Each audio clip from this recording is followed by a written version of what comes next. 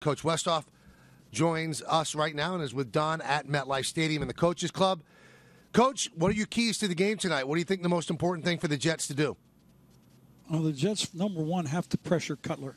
You know, he's 6-7 on Monday night, by the way, so he's got a pretty good record.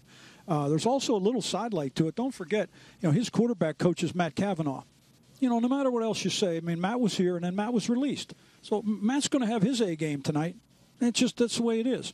But now Cutler's had a problem with pressure.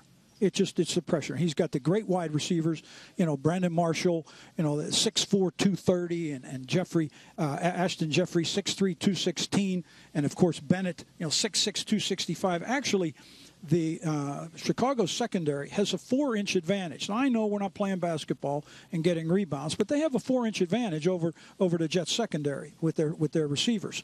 But you got to pressure them. Their offensive line is all banged up. The center, Slauson and Garza, are both out. They can't run the ball. They're not going to run in against the Jets. So inside, those guys, they have to handle Sheldon Richardson and Moe. I don't think they can do that. Their right tackle, Jordan Miles, I saw a statistic, I read a thing about him, where last year he gave up the most pressures in the league.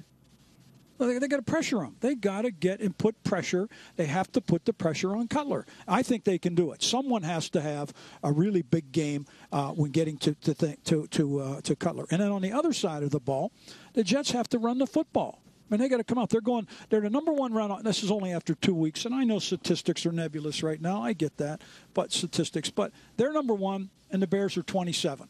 The Bears' defense is all banged up. Their best defensive tackle, Ratliff, is out with a concussion. McClellan broke his hand the other day in practice.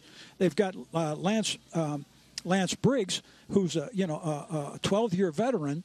But, he's not a guy that wants to take the run on. Also, DJ Williams, an 11-year veteran. He's not a good run stopper. And Jared Allen, he's been practicing with a bad back. He's a pass rusher. You think he wants to get a heavy dose of the run? They don't. They absolutely don't. Run the football. Run them and pound them, play action pass. And I want to see the Jets get the ball to Amaro in the red zone. He only has 3 catches this year. So, to me, a simple plan. I like the fact I was just on the field. It's a little bit windy. It's a little windy out there right now. And with that in mind, I think that helps the Jets, helps them with running the ball and makes it a little bit tougher to throw. You mentioned Cavanaugh coming back, being on his A game. Well, Santonio Holmes is coming back, absolutely. too. Santonio's going to return punts tonight. Okay. I talked to their special teams. He's going to return punts. Now, he's a guy that can hit a home run. But, boy, he can also make the big mistake, make the big judgment problem. So I look for that. Of course, he's going to want to take one and go. But at the same time, you get the right punt because the Jets have 2 great flyers now. Akeem, those guys get down the field. Maybe they'll make a big play. Maybe a turnover, Don. I'm wondering about the Bears' offense. Let's go back to them. The big receivers. Tressman was, kind of an offensive genius up in Canada.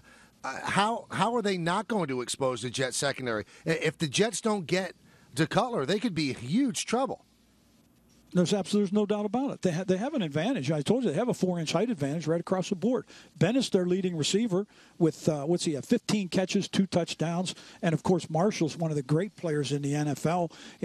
After 2 weeks of numbers, he's the leading scorer in the NFL as a receiver. They have a distinct advantage at that spot. And if Cutler's not pressured, he can pick you apart. He can really be good, as was demonstrated last week, against San Francisco. But I think the Jets can get enough pressure on this guy and put the heat on him to really make those throws difficult. That's going to be the key there, in my opinion, Michael. That's got to be the key. Anything new on Eric Decker? It's going to be a game-time decision. What's your gut tell? You think he'll play? I was just outside. I was talking to their trainers. They didn't really want to reveal. Well, no, you're the bad guy now. But I'm the bad guy.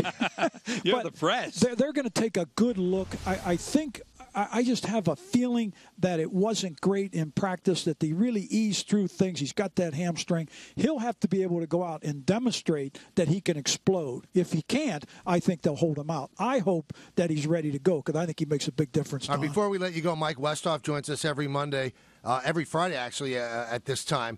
Let me ask you this. Of all the things that happened yesterday, what stood out to you? What did you go, wow, that surprises me? Two things. Number one, the Giants really pulled their offense together. I mean, I thought they were in chaos. I mean chaos. I mean, they just didn't even look like that anybody was on the same page. But yesterday it did. They really did. They ran the ball, the way they threw the ball. Now, they made some mistakes that normally could get you beat. But yet, because they controlled the ball so well and pounded it, I think that was one of the things that jumped out at me in the whole league. That I'm not sure I expected that they would do that after having watched them twice. So I think if I were a Giant fan, that would really give me something to look forward to in a big game against Washington this week. But I sure feel a heck of a lot better going into that Redskin game after what I saw yesterday than what I saw the first 2 weeks, because I thought it was chaotic. But I liked what I saw of the Giants. You said you had a second thing?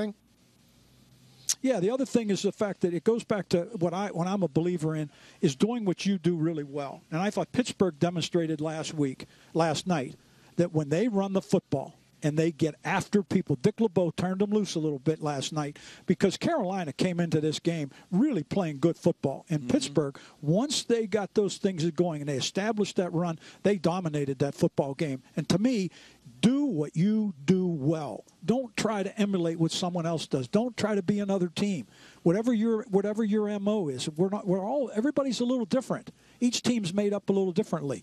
Pittsburgh went back to looking like the kind of Pittsburgh team that when I've seen them successful, they had.